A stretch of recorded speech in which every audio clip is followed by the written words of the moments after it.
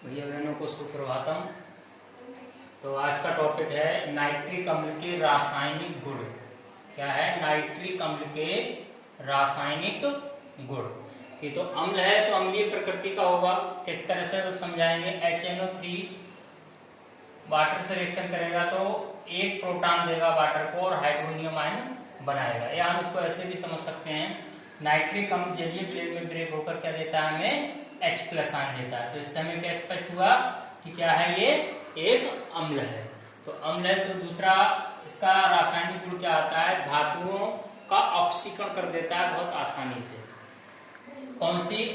Gold है, platinum आदि अक्रिय धातुओं को छोड़कर अन्य धातुओं का ऑक्सीकरण। जैसे बहुत ही इंपॉर्टेंट रिएक्शन यहाँ पर एक बताई गई है, कॉपर धातु के साथ क्रिया। किसके साथ? कॉपर धातु के साथ क्रिया। तो ये दो प्रकार से करेगा, डायलुएट और कंसंट्रेट, तनु अम्ल और सांद्र अम्ल। दो रिएक्शन दी है एक धातु के साथ। अगर कॉपर धातु की क्रिया तनु नाइट्रिक अम्ल के साथ कराते हैं तो कॉपर का नाइट्रेट लवण प्लस नाइट्रिक ऑक्साइड बनता है। क्या बनता है? नाइट्रिक ऑक्साइड और साथ में जल। इसी प्रकार अगर कॉपर की क्रिया शांत नाइट्रिक अम्ल के साथ कराएंगे तो वही कंपाउंड, वही सेम लवण रहेगा आपका, नाइट्रेट लवण धातु का, और प्लस यहाँ पर अंतर क्या हो गया? नाइट्रिक ऑक्साइड के स्थान पर क्या बनेगा?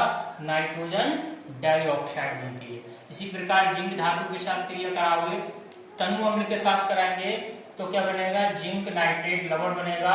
और यहाँ पर और परिवर्तन हुआ, क्या बनता है? साथ में नाइट्रस ऑक्साइड गैस बनती है, लॉफिंग गैस भी इसको बोलते हैं।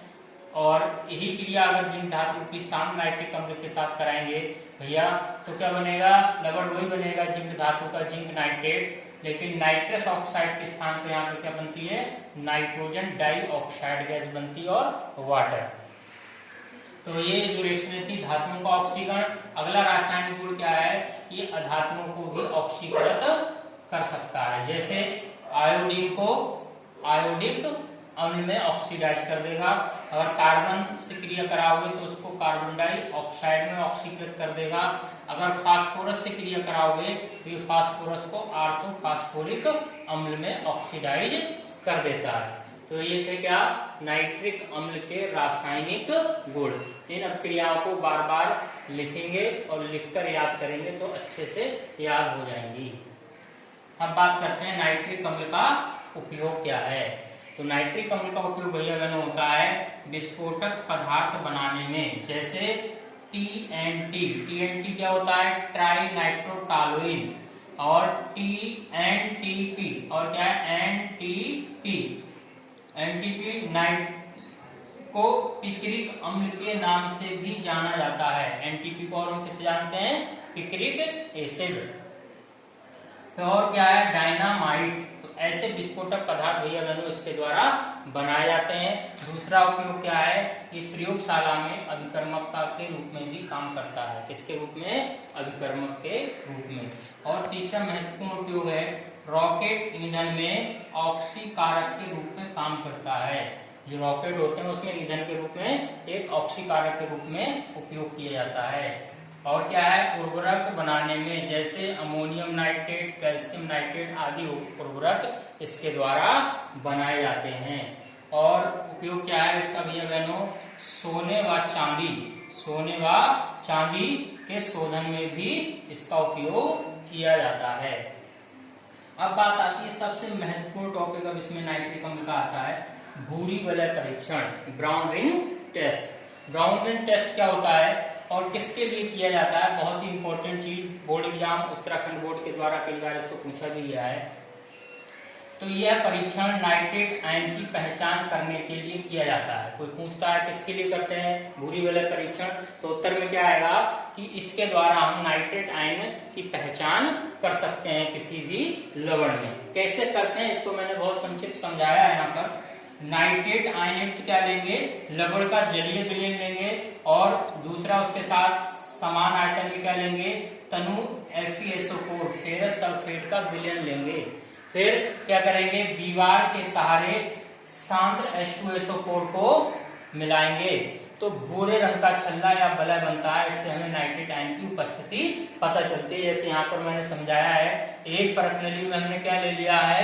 नाइट्रेट आयन युक्त जलीय विलयन लिया, समान आयतन में उसमें क्या मिलाया, FeSO4 का तनु विलयन, दोनों विलयन समान मात्रा में लेकर एक परख नली में लिए और फिर दूसरी परख नली के द्वारा उसकी दीवार के सारे क्या मिला रहे हैं, ये सांद्र H2SO4 का मिला रहे हैं। तो क्या है, दोनों विलयन जहाँ पे मिलेंगे वहीं पर एक ब्राउन रिंग बन जाता है, तो इसीलिए इसको कहते हैं भूरी विलय परीक्षण। तो ये ब्राउन रिंग जो बना है वो किस कारण से बनता है, बोर्ड में पूछा जाता है कि रासायनिक अभिक्रियाओं सहित समझाइए।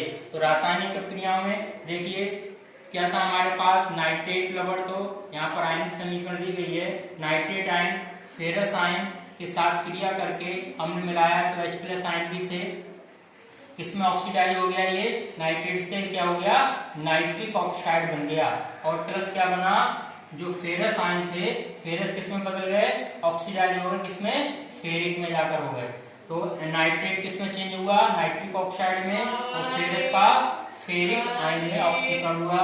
बाद में फेरस आयन नाइट्रिक ऑक्साइड दोनों आपस में क्रिया करते हैं जलीय विलयन से और एक कॉम्प्लेक्स कंपाउंड बना देते हैं। यहाँ पर ये देखो FeH2O का होल 5NO। तो ये कैसे रंग का होता है, इसका जो कलर होता है वो भूरा होता है। तो जो ब्राउन रिंग बनता है या छल्ला जो बनता है, विलय बनता है, वो कौन से कंपाउंड के बनने के, जहां पर दोनों विलयन मिलते हैं तो वहां पर ये कॉम्प्लेक्स कंपाउंड बनता है आपका, उसके कारण से भूरा रंग का ये छल्ला बनता है। तो ये ब्राउन रिंग टेस्ट का यहाँ पर मैंने जिक्र किया, इसका बहुत ही इंपॉर्टेंट है, बोर्ड एग्जाम के द्वारा पूछा भी जाता है।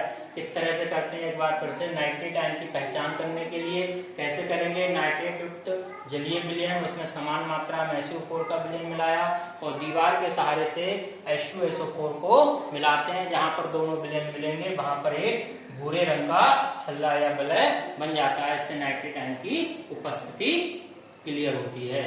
तो आज हमने पढ़े नाइट्रिक अम्ल के रासायनिक गुण और उपयोग और ब्राउन रिंग टेस्ट के बारे में। अब सभी भैया बहन इसका स्क्रीनशॉट लेकर अपने नोट्स अच्छे से बना लेंगे। धन्यवाद।